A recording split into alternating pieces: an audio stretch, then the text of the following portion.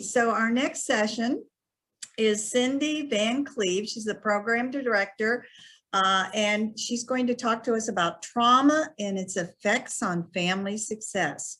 Cindy earned her bachelor's degree from Bowling Green State University in Human Development and Family Studies. She then went on to the Ohio State University for a master's in social work. It was here that she linked with her internship with the Village Network, which turned into her first professional career job as a therapist to children and families. It was through the partnership with the Franklin County Family Drug Court that Cindy was able to further her career by becoming the program director of this program, where together her partners and her work towards helping those deal with trauma, addiction, and mental health. So we're looking forward to hearing from you, Cindy. Thank you. Thank you very much, and good morning, everybody. I'm very excited to be here this morning. I will warn you, if I get slightly distracted, I do have an 8-week-old puppy sitting right beside me who might try to chew on my computer. So please bear with me if I have to tell her no for a second. I am going to go ahead and get my screen share going on here.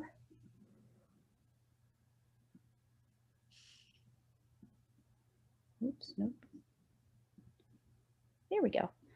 Okay, so like Miss Margaret said, I'm going to go ahead and review just some basic things about trauma and its effects on families, and some resources that I have really been able to gather in order to help our children and our families be successful.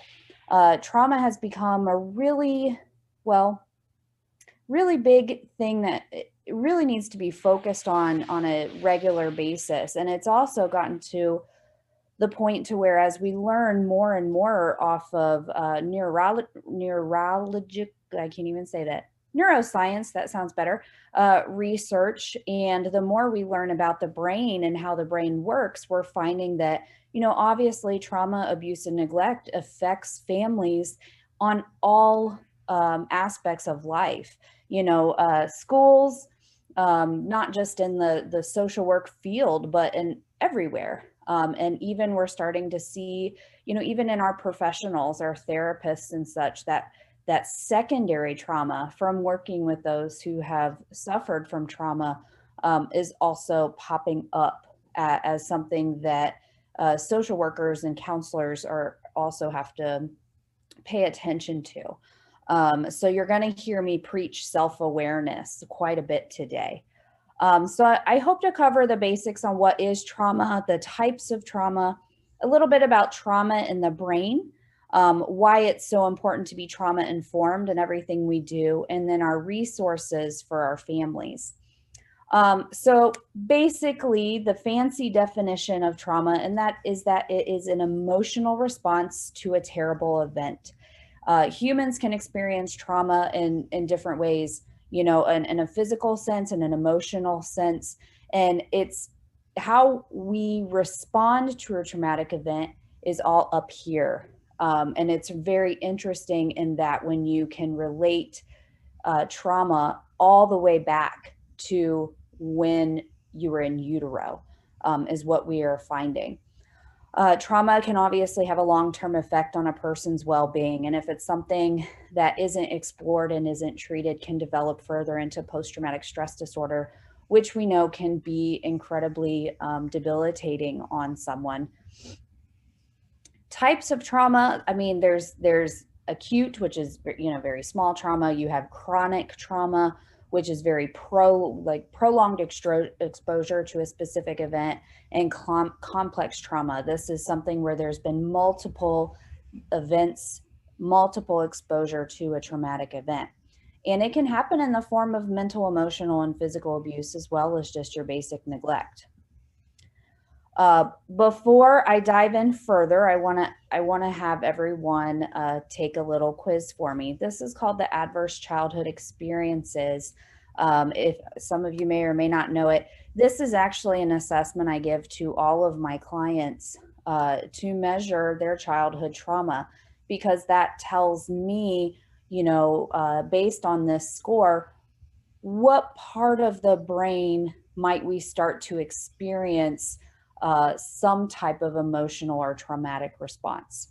So I'm going to ask you to just take this briefly. It's only 10 questions, and hold on to your score, and then we'll kind of review that in the end. So during your first 18 years of life, did a parent or an adult in your household ever swear at you, insult you, put you down, humiliate you? Just put a check in your head or just keep it on your finger. Did a parent or an adult in the household ever push, grab, slap, or throw things at you?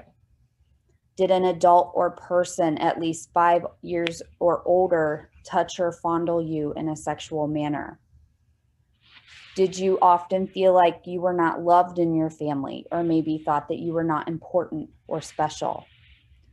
Did you often feel that you did not have enough to eat? Sorry about my typo there. Had dirty clothes or no one to protect you? Were your parents separated or divorced? Was your mother or stepmother pushed, grabbed, slapped, or had things thrown at her? Did you ever live with someone who struggled with alcohol or drug use?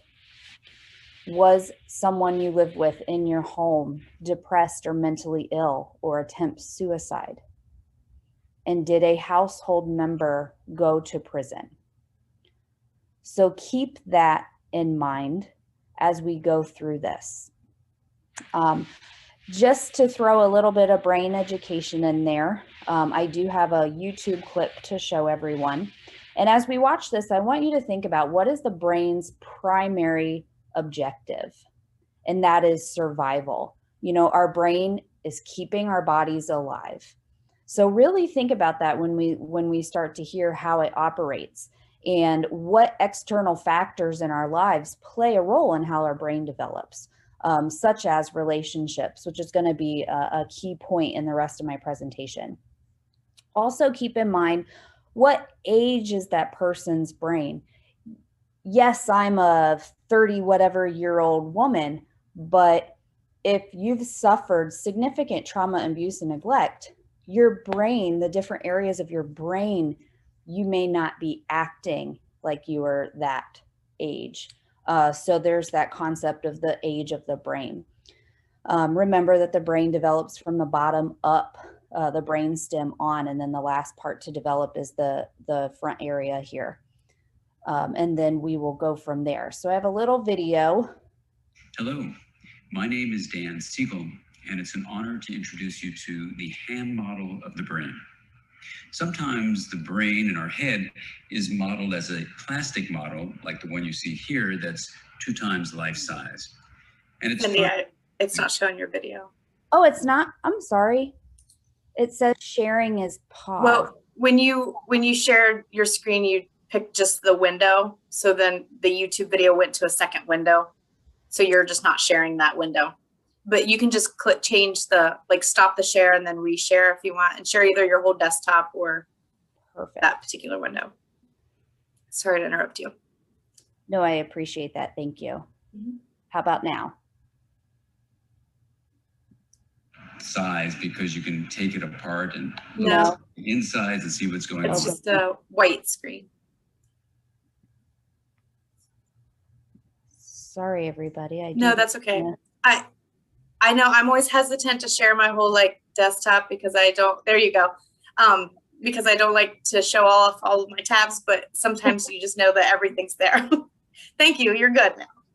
Thank you. There we go. Hello, my name is Dan Siegel, and it's an honor to introduce you to the hand model of the brain. Sometimes the brain in our head is modeled as a plastic model, like the one you see here, that's 2 times life size. And it's fun to carry a big model around this size because you can take it apart and look at some of the insides and see what's going on. But it's hard to carry this around in everyday life. So what I invented was a model of the brain that you actually have in your hand. My daughter has urged me not to call it a handy model, but it is kind of handy. And the model goes like this. If this brain were oriented in my head in this direction with this frontal part here behind the forehead. We would create this in our hand model by putting our thumb in the middle, our fingers over the top, and this would be oriented this way. Now, the hand model of the brain is very useful because when you know about the parts of the brain, you can learn how to direct your attention in a way that can get certain areas to not only get activated, but also to start to work together. And you can change both the function and the structure of your brain by knowing about how the brain is structured. So let's walk through these areas of the brain and how they can link together. This hand model of the brain has been useful in classrooms. It's been useful in corporate offices. It's been useful for mediation, for meditation, for people out in the field working with the stresses of working with epidemics, and for people who are just in general trying to improve their lives. So let's go through this hand model and see how it can support your work and your life. If you take your hand and put your thumb in the middle and fold your fingers over the top, this would be the completed model. The top of the brain is called the cortex and would be represented in your fingers. If you lift up the cortex, you'll see beneath it the limbic area, which should have two thumbs to be a perfect model, but most of us just have one. And in this limbic area, you see that there are connections upwards to the cortex and even downwards to the area just below it called the brain stem in your palm. And this whole head brain is connected to the body through a number of regions, including the spinal cord represented in your wrist. Now let's quickly review what these areas do, and you can see how what you do with your mind can change the way the brain functions. If we lift up the cortex and lift up the limbic area, let's begin with the brainstem. The brainstem is the oldest part of this head brain, and I keep on saying head brain because you have neurons around your heart and around your intestines that people are calling the gut brain and the heart brain. And so I'll use the word just brain, but actually it's a hand model of the head brain. The deepest, oldest part of the head brain is this brainstem. It takes in information from the body and it helps regulate things like how you breathe and how you digest food, how your heart functions.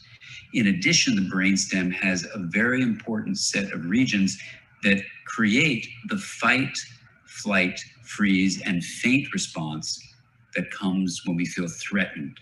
So if you're working in a business, for example, or you're in a classroom or you're at home and you feel threatened by what's going on, the brainstem gets involved to create this reactive state. In addition, this brainstem works closely with, if you put your next area down, the thumb region, which is the limbic area. This is a 200 million year old region when we became mammals that works with the 300 million year old reptilian brain. And together they work to create emotion in working with the body, brainstem, limbic area create emotion. The brainstem works with the limbic area to also motivate us to drive our behaviors. And this limbic area appraises the meaning of things, whether things are significant or not, whether they're good or bad. In addition, there are certain ways memory is divided up and connected through the limbic area with an area you may have heard, the hippocampus, or with its amygdala region. And then on top of that, you have the attachment experience we have as mammals, where we connect with caregivers so that they can protect us and we can be soothed by them, is also mediated by this limbic region, not just in childhood, but throughout our whole lifespan. Now, these limbic functions work closely, if you fold your fingers over, with the cortex, which is basically making maps. So this region makes maps of the outside world with our eyes in the back, the occipital cortex. Sound comes in the side, the temporal lobe, with the way in which we map out sound. And you even have an area in the front from these second to last knuckles forward called the frontal cortex, also known as the association cortex, where you make associations in thought. And the frontmost part of this frontal lobe here is demarcated by your last knuckles down to your fingernails, and this is called the prefrontal cortex. Now, you may have heard a lot about the prefrontal cortex because it's involved basically in something called integration. It integrates cortex, limbic area, you can see it sits on top of it, brainstem, body, and even the social world together. Now, when you do a practice, let's say like we have a wheel of awareness practice as a form of mindfulness meditation, or do any kind of mindfulness reflective practice, you are integrating the whole system. When you're not integrated, it can become chaotic and rigid. It's like flipping your lid. So instead of living with harmony within yourself and harmony and connection to others, you're literally becoming chaotic with an outburst or rigid and withdrawn. That's demonstrated by literally lifting up your fingers and showing how this prefrontal region is no longer linking the cortex, limbic area, brainstem, body, and the social world. It's become disintegrated. Now, the amazing thing is there's a new set of studies called the connectome studies, which show how the areas of the brain that are differentiated can then become connected. So it's connectome. And what research has shown from the Human Connectome Project is the best predictor of your well-being is how interconnected your connectome is. So anything you can do to understand your hand model of the brain and to bring an honoring of differences and a connection of these areas, you'll be promoting integration, and you'll be giving yourself the gift that keeps on giving. And the amazing thing too is that integration is likely the source of well-being, not just in our bodies, including the head brain, but in our relationships with other people and even with nature around us. Creativity emerges from this integration. Collaboration emerges from integration. So the hand model of the brain reminds us to know the different parts, understand how they may be differentiating themselves if we're angry or getting upset, feeling sad, feeling lonely, making thoughts that emerge, and then opening ourselves to all of these and connecting them together. Whether you do this in the wheel of awareness practice or some other kind of reflective practice, having this brain of yours become more integrated is the pathway toward more well-being in your life, whether it's at work, at home, or in your communities. Integration creates well-being. Thanks for joining me, and goodbye. Okay, so let's see if I can go all the way back to the screen share piece again. I did read some of the comics, and I will be sure that I can send the link out for everyone to have. So I put this in here because I think it's important, especially in, any type of family science. It's important to know, we know the developmental stages of a human being, from infancy on. And it's important to look at what area of the brain is developing during what specific stage. And it really helps when you're looking at interventions and resources on how to help families determine what might be the most beneficial. So what are some of the effects of trauma in children, of course? How do we respond to these situations? If someone's yelling, if someone around you completely shuts down, you get very angry, these are really important that we need to know what our own triggers are so that we can put into place the best way for us to react. I do have a story of a previous client that I worked with that I always like to share here because it continues to fascinate me to this day. And this young lady is well into her teens. When she was 2.5 and I had met her,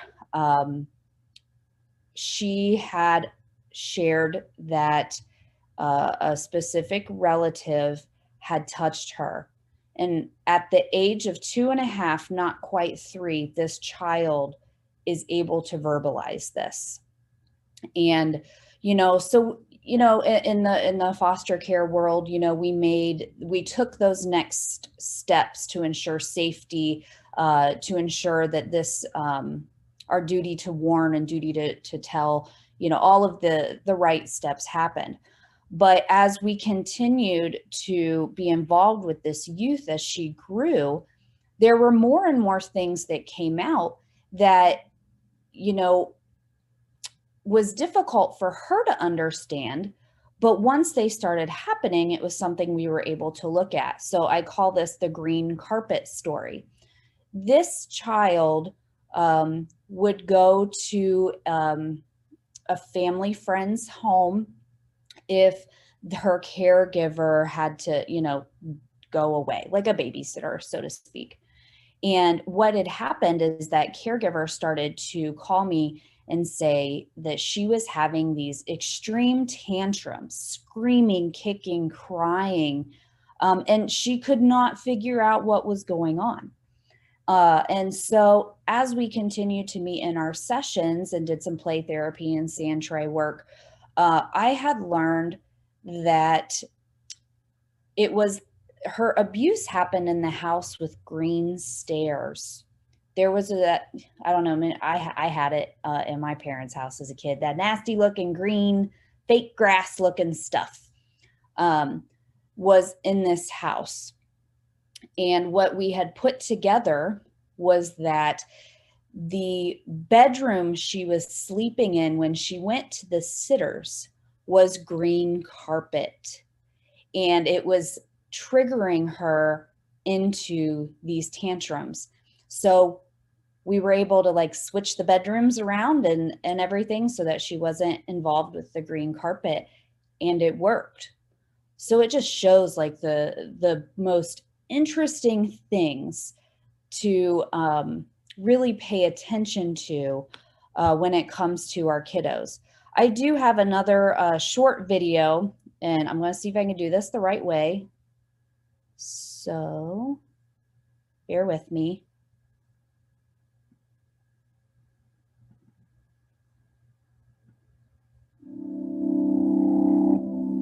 Brain development is much more than a story about biology.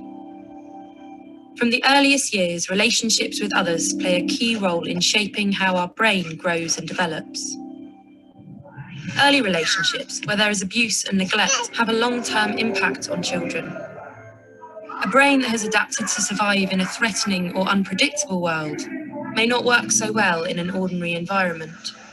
This can create what is called latent vulnerability, where early abusive or neglectful experiences with carers put children at greater risk of experiencing mental health problems in the future. For these children, compared to their peers, common experiences like moving to a new school can feel more daunting and stressful. New faces can appear threatening, while positive social cues can be missed. It can be harder to negotiate new social situations and learn to trust new people. Even fun experiences like joining a new sports team can be challenging. Too much focus on potential threat cues can mean missing out on positive social cues such as a playful nudge. Or it causes an overreaction, which leads to an increased risk of conflict and sometimes violence. These reactions can increase the likelihood of generating new stressful events. It's harder to deal with everyday challenges when you feel unconfident and anxious inside, and harder to build and maintain relationships. Over time, this can mean a child loses friends and the support of adults, and so misses out on opportunities to grow and develop. This social thinning can increase the risk of mental health problems in the future. Neuroscience research is beginning to shed new light on how vulnerability unfolds over a child's life. All children need care and stimulation from adults who value them and who show them attention and love. These experiences shape a child's brain development. When children face traumatic experiences like abuse and neglect, their brain adapts to help them cope. We know of changes in 3 different brain systems: the reward, memory, and threat systems. Experiences of domestic violence or physical abuse can lead to hypervigilance, where the brain reacts more to threat. This might help a child stay safe in an early adverse environment, but it can cause problems in more ordinary environments. Hypervigilance can best be understood as a pattern of adaptation rather than a sign of damage. Abuse and neglect can also mean a world where a child's basic needs for care and attention are not met. This can shape the brain's reward system, the part of the brain that helps us learn about positive aspects of our environment and motivates our behaviour. Over time, the brain's reward system can learn to respond differently to things like positive social cues. Neuroscience studies have also pointed to changes in the autobiographical memory system, our memory of everyday past experiences. Following trauma, negative memories appear to become more salient, which means they become more prominent than positive ones. And everyday memories can also become less detailed. This is a problem because we need to draw on past experiences to help us deal with new social situations. Neuroscience research is showing how childhood trauma can create latent vulnerability, increasing the risk of later mental health problems like anxiety and depression. This vulnerability is not just located in the child, but arises through their relationships. Helping children who have experienced trauma still requires ordinary boundaries and consequences, but it also requires us to step back and reflect and see behaviour that we find challenging in a different light. A child may simply be doing their best to survive now, with brain adaptations from the past. We know a child's brain has the capacity to continue to adapt. For this to happen, they need our help to build and maintain trusted relationships, manage everyday stresses, and prevent new ones from happening. We need to encourage them to try again and believe things can be different. This is far from an easy task and takes time. Science is helping reframe our understanding of childhood trauma. Seeing children's behaviour in a new light can mean we respond differently, but there is much still to learn. Working together, we can develop more effective approaches that promote resilience and recovery. We can help children build trusting relationships and create opportunities for their brains to adapt in new ways.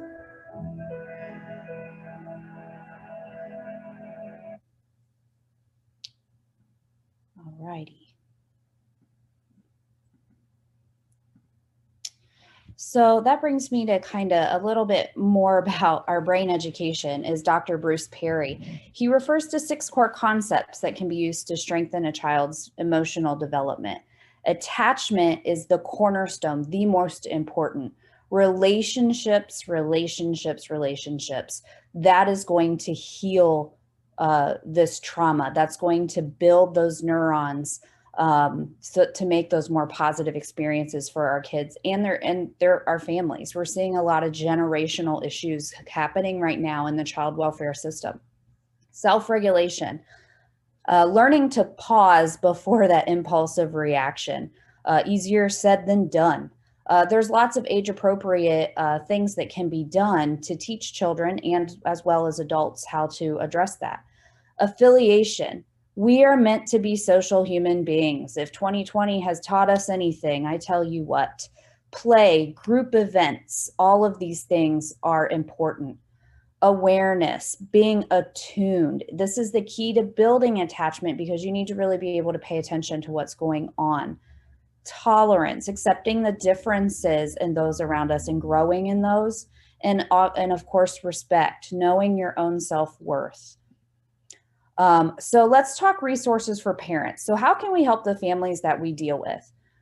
Of course, first and foremost, the parent can be educated on their own trauma and mental health, learning their own triggers. This doesn't even need to be a parent who has their own significant trauma. This could just be someone who's maybe had a score of 1 on the ACEs. But it's important to understand how that event has maybe played a role in how they respond to stressful situations. Build that self-awareness because, well, let's be honest, as a parent, that can be very stressful if we have a kiddo who just has a tantrum in the middle of the floor. You know, if that is a trauma trigger or loud noises is a trauma trigger for that parent, you know, helping that parent learn that self-awareness so that they can apply it to their parenting skills. Have parents explore their own social relationships. Like I said, relationships are key, attachment. I have actually read this book a couple times, believe it or not, The 5 Love Languages by Dr. Chapman. That can be for kids too. Learn how children and people wish to be loved. Acts of service, physical touch, hugs, these are important things in parents that they can pay attention to, what really helps their child feel loved. If that kid's someone who just has to be by their side all the time, how can you make that time even more special? The way we play with our children is super duper key as well. This also helps increase those protective factors. So that one-on-one playtime.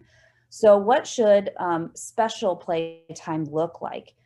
Pick a good activity, no electronics, Play-Doh, coloring, building blocks, those magnetiles, and play with the kid. But don't ask them questions, because questions can often be seen as like a command to a child, like they have to answer it. Don't ask questions. Let the child lead the conversation. Watch your tone. So if the kid says, I'm coloring the dog purple, you'll say, oh, you're coloring it purple. Repeat what they say back in a very helpful tone. Don't take the lead in the play. Don't suggest anything. Don't make commands. It's often hard for a grown-up. And then avoid that negative talk to no, stop, quit, unless, of course, they engage in an unsafe behavior. The 3 Ps are very huge. That praise, paraphrase, and point out. So praise that child for good behavior during that playtime. It makes kids feel good. I am a firm believer that a child does not want to be bad, right? And paraphrase what they're doing. So if they're having a conversation with you about what they're drawing, repeat that back to them, and tell them how that drawing looks great. Your purple dog looks really beautiful. Point out, let the child take the lead, like, oh, you drew a square. And the child can then be like, expand on that conversation after you say that. This is the type of play that parents should engage in with their kids for that special playtime. The flip it strategy. I do have all the full trainings on this website in here, but it's the idea of building emotional control in children. So if a kiddo is feeling pretty yucky, they're either going to flip or flop, right? So an example would be, you see that little Betty Boop is just sitting in the classroom breaking her crayons, right? So Betty, you seem upset because you are breaking crayons. We're identifying the behavior that she's engaging in that might make us associate the feeling with it. Well, you must be feeling angry. So we're introducing the feeling to her to help her learn what that feeling might mean. Well, we use crayons to color, but if you are feeling angry, perhaps we can count to 10. So we're giving her an option or trying to educate little Betty on how to deal with whatever she might be feeling this anger with. This is helping them do that by identifying the feeling, setting the limit that, we use crayons to color, and inquire and prompting them. There's a whole bunch of trainings on applying this, but it's also, it's educating the child on their emotions. Other resources that are in the community, brain mapping. This is a Dr. Bruce Perry thing again. The Village Network and Buckeye Ranch do offer those. What does it do? It is a lengthy series of questions that go all the way back to utero of this person. It identifies how their mom might have been feeling while pregnant and how all of that has shaped their brain. And by the end of this entire questionnaire, you're going to have a brainstem. This way, it goes this way. And it's going to have different areas to suggest what part of the brain might benefit from a little extra building and what activities would do that. Physical therapy, occupational therapy, music and art therapy. All of these kinds of things help do that. There's a lot. I know if you go to the OMAS website or SAMHSA website, I never fail with finding support groups that are out there. Educating new moms, I would say, at least in Franklin County, there's been some really great practices put in place for pregnant moms on that child development and really applying that. We need to have family-friendly work. We're in this together. These children are our future. Therapies. There's so many types of therapies. It's important that the parent first has their own self-awareness to recognize those triggers. Have a therapist. I don't care if you have a diagnosis or not. We all need that support, that non-judgmental support. Remember, children learn through social experiences. So it's important that as adults, we know ourselves because we are creating these social experiences for our children. And if we cannot really be engaged and in tuned with ourselves, it's not going to always send the best messages to our children. It's important, of course, that children have a safe place. Sometimes that is a therapist's office where they can run their fingers through the sand. There's a reason the beach is so calming to so many of us. That's sand, I tell you what. Education is key. Cognitive behavioral therapy, there's many different trauma-focused therapies out there. Play therapies. Young children, the age of 2, can engage in therapy. Play therapy. You're never too young. Especially with learning about the emotions and their actions. So back to the ACEs. I did see that was shared on TV recently. So thank you for sharing that in the comments. So why are this ACE score important? And why is it important to know that? Because at least 2/3 of all adults have at least one ACE. The ACE study is a lifelong impact. Our brain is developing up until, they say, age 26 now. So we have to pay attention to what's happening during this time and how that might play a role up here. It shows the dramatic links between risky behavior, psychological issues, seriously, mental illness, physical illness, and death. The higher the score, the more likelihood for a negative effect. So this is your first step into building your own self-awareness, learning your own triggers, and opening your mind how to further dig deeper and help families. You do not need any special training on the ACEs to administer this. I do this for each and every one of my clients who enter our drug court programs. That way, if we know they need linked with specific trauma therapy. Here's some more resources that I've thrown in here. The Child Trauma Academy, which is, I believe, in Houston, Texas, under Dr. Bruce Perry. You can go to that website and access a ton of his research articles on the brain, on the effects of trauma in utero. There's a plethora of things there. He goes to schools. He's consulted with the FBI. He's worked with the Waco, Texas, 9/11, and how to help these families.